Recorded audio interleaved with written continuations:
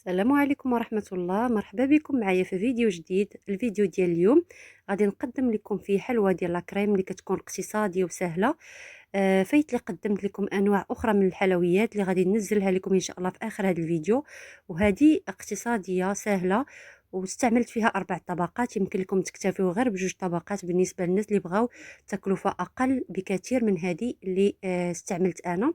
فهذا هو الشكل الكلاسيكي ديال الكيك او حلوة الغابة السوداء كتسمى بهذا الاسم.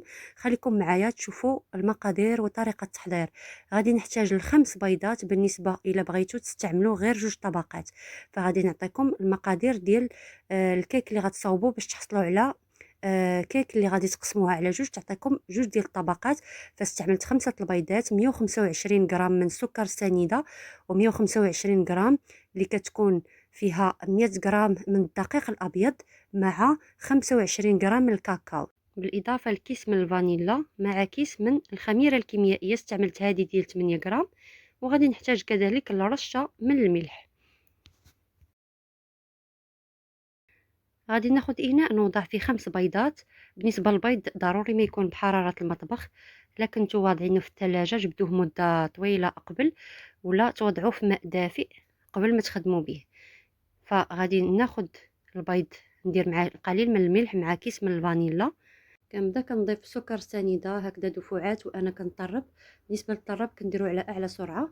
الا ما توفرش لكم الطراب الكهربائي فحاولوا انكم تستعملوا الطراب اليدوي، وتاخذوا هذا الاناء توضعوه في اناء اخر اللي كيكون فيه ماء ساخن، ما كيكونش يلامس هذا الاناء، يعني يكون صغار منه، غير داك البخار ديال السخونيه كيكون كيطلع في هذا الاناء باش البيض كيساعدكم ان البيض يطلع بسرعه، لان هاد الطراب كيسهل الخدمه. وخصوصا الا كنتو غادي تحضروا الجنواز فضروري ما غادي تدوزوا من هاد المراحل، ان الخليط يولي متضاعف الحجم ديالو بهذا الشكل اللي كتشوفوا، واللون ديالو كيميل البياض.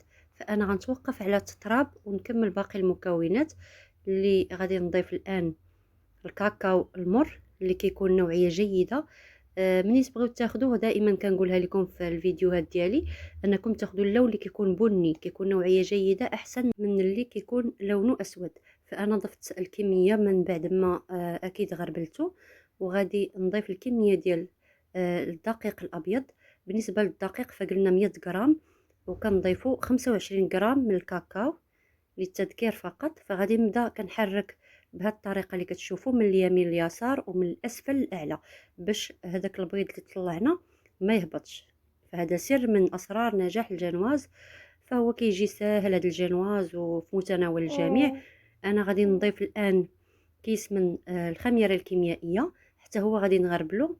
ضفته باش نحصل على واحد الارتفاع اللي غادي نقدر انني نقسم الجنواز. غنقسمها على جوج باش تعطيني طبقتين، وغادي نعاود نفس المكونات باش نحصل على 4 طبقات. فبالنسبه اللي بغى يستعمل فقط طبقتين فغيكتفي بهذا الجنواز وحده اللي غادي تقدروا تقسموها على جوج. من بعد ما غادي نكمل التخلاط ديال هذا الخليط حتى كينسجم بهذه الطريقه. ناخذ المول اولا قالب ديال الفرن اللي دهنته بالزبده ورشيته بالدقيق. يمكن لكم ديروا ورق الطبخ، فانا غندير غير الدقيق والزبده. نوضع الخليط، والان كيكون الفرن ساخن على درجه حراره 180. كنستعمل المروحه الفوق والتحت. وردوا البال معاه لان هذا النوع ديال لي جينواز اولا ديال لي كيك راه كيطيبوا بسرعه. فتقريبا 25 دقيقه حتى نصف ساعه كيكون جاهز. ومن بعد ما خرجته من الفرن فهذا هو الشكل ديالو كيفاش كيجي. غادي نخليه يبرد عاد نقسمه. بالنسبه للكريمه فهنا عندي لتر من الكريمه، استعملوا اي نوعيه كتفضلوا. انا استعملت نوعيه اللي فيها السكر. دخلوها للثلاجه باش تبرد جيدا. ويمكن لكم تدخلوا حتى الاناء وهذا الرؤوس ديال الطراب الكهربائي باش تسرعوا من هذا الخفق ديال الكريمه كتوجد بسرعه. وبالنسبه للشكل اللي خصكم توصلوا ليه فهذا هو الشكل ديالو. واخا كتقلبوا هكذا الاناء ما كطيحش الكريمه، كتعرفوا انها جاهزه.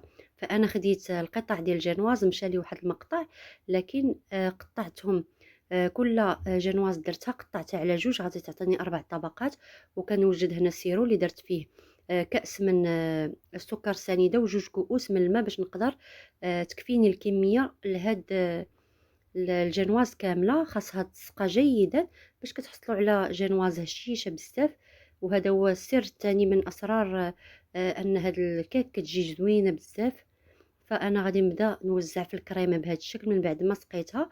وبطبيعه الحال بالنسبه للسيرو راه كندير فيه حتى نكهه الفانيلا. غنوضع الطبقه الثانيه وحتى هي غادي نسقيها جيدا، رغم ان الكيك كتكون هشيشه ولكن كنزيد نسقيها. غادي نوزع بهذا الشكل ونوضع كريمه بنفس الطريقه. يمكن لكم تضيفوا اضافات اخرين مع هذه الكريمه، لكن انا غادي نديرها هكذا عادي. نستمر بنفس الطريقه حتى نكمل الطبقات كاملين. من بعد ما كملت جميع الطبقات فهذه الطبقه الاخيره يا اما كنسقيها من الداخل يعني الوجه اللي في الاسفل عاد كنحطها اولا كنسقيها من الاعلى، فلكم الاختيار. غادي نسقيها جيدا. انا استعملت الطبقه اللي كتكون في الاسفل ديال الكيك، درتها من الفوق باش ما كتكونش هكذا كتفرتت. غادي ناخذ الكميه ديال الكريمه ونوزعها. فانا هنا لتر ديال الكريمه جاتني كافيه، خليت القليل فقط باش نزين من الفوق والباقي كامل درتو على الوجه وعلى الجوانب. بالنسبه اللي غادي يبغي يستعمل فقط نصف لتر ديال الكريمه فغادي تستعملوا غير جوج ديال الطبقات وغادي تكون نصف لتر كافيه بالنسبه لكم. غادي نوزع بهذا الشكل. وبالنسبه للكيك واخا غادي تبقى تبان شويه من الجوانب لان غادي نزينها، فكتغطيو على دوك العيوب اللي كيكونوا في الكيك. يعني حاولت ندير ابسط ما كاين. وهاد الكيك راها معروفه وسهله واقتصاديه. غادي نكمل توزيع الكريمه بهذا الشكل ونوضع الكيك في الثلاجه تبرد. بدما وجدت لها الشوكولاته اللي غنزينها به.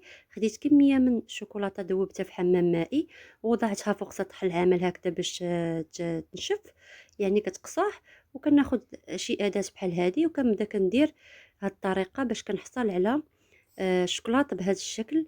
استعملوا اي نوعيه ومن الافضل يكون الشوكولاته نوعيه جيده باش يجيكم المذاق مميز. من بعد ما كملت فغادي ناخذ الحلوى نجبدها من الثلاجه وندير هاد الاشكال. فانا ما بقاتش لي كميه كثيره من الكريمه لهذا غادي ندير غير هاد الدوائر. غادي نديرهم غير خفاف باش تقدني الكريمه، لان 4 طبقات كتاخذ معكم كميه ديال الكريمه كثيره. لكن كيبقى دائما هاد الكيك او هاد الحلوى من ابسط وارخص انواع الحلويات اللي يمكن لكم تفرحوا بها وليداتكم. من بعد ما كملت فغادي نزين بهاد الطريقه اللي هي معروفه على هاد النوع ديال الكيك. ومباشره نوضع الكميه ديال الشوكولاته في الوجه وفي الجوانب.